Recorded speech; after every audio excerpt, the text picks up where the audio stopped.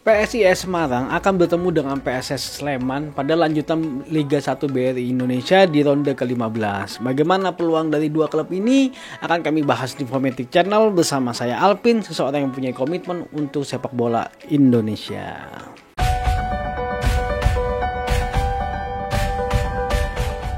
Pertandingan ini akan dilaksanakan pada hari Jumat, tepatnya tanggal 3 Desember 2021 jam 6.15 sore hari atau jam 18.15 ya. Bagi kalian yang mau nonton, jangan lupa untuk dicatat waktunya. Kalau kita melihat di 5 pertandingan terakhir masing-masing klub ini, memang sepertinya antara PSIS maupun PSS Sleman sama-sama tidak stabil. PSIS Semarang dari 5 pertandingan mereka hanya berhasil meraih kemenangan 1 kali, seri 3 kali dan kalah sekali. Nah, sedangkan PSS Sleman berhasil meraih kemenangan 2 kali, seri 2 kali dan kalah sekali. PSIS di pertandingan terakhir mereka berhasil menahan imbang Bayangkara FC ya dengan skor 0-0.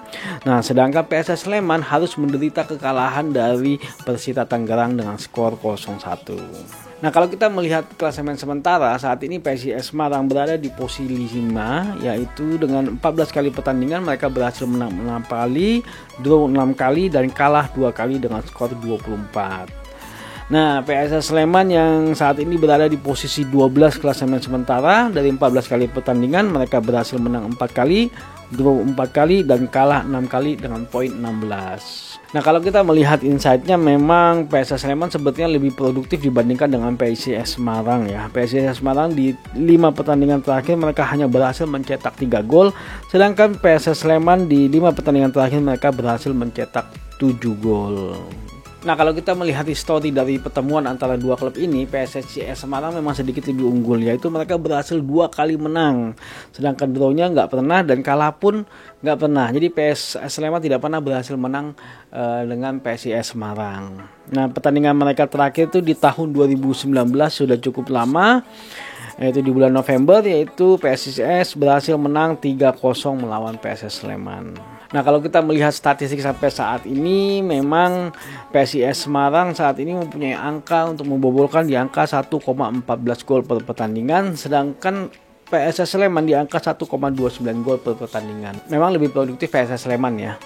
Nah, kalau kita melihat dalam hal kebobolan, ternyata PSIS Semarang berada di angka 0,64. Nah, sedangkan PSS Sleman itu berada di angka 1,64 per pertandingan. Nah, kalau kita melihat kondisi tadi, sepertinya memang menarik kondisi dari dua klub ini. Di satu sisi petahana yang cukup kuat, yaitu PSIS Semarang, walaupun produktivitasnya berkurang, tapi PSS Sleman dengan produktivitas yang lebih tinggi, tapi memang lini pertahanannya nggak kuat. Nah, sepertinya memang pertandingan kali ini akan menarik untuk ditonton, yaitu penyerangan dengan pertahanan yang dilakukan oleh masing-masing klub ini akan saling membuahkan banyak peluang kalau menurut kami, dan tinggal bagaimana mereka masing-masing saling memanfaatkan peluang itu menjadi sebuah gol. Nah, kondisinya saat ini memang PSS Sleman baru saja menderita kekalahan dari Persita Tangerang dengan skor 1-0.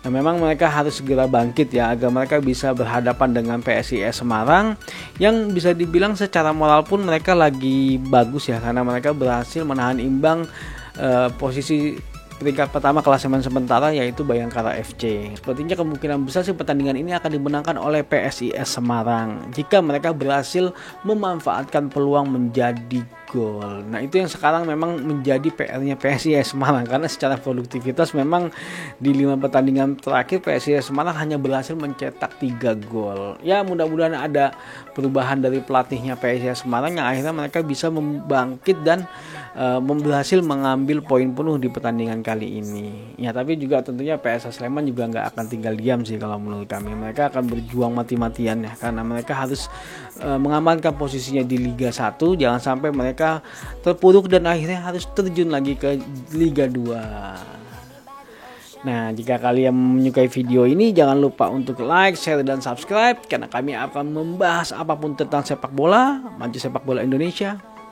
Adios.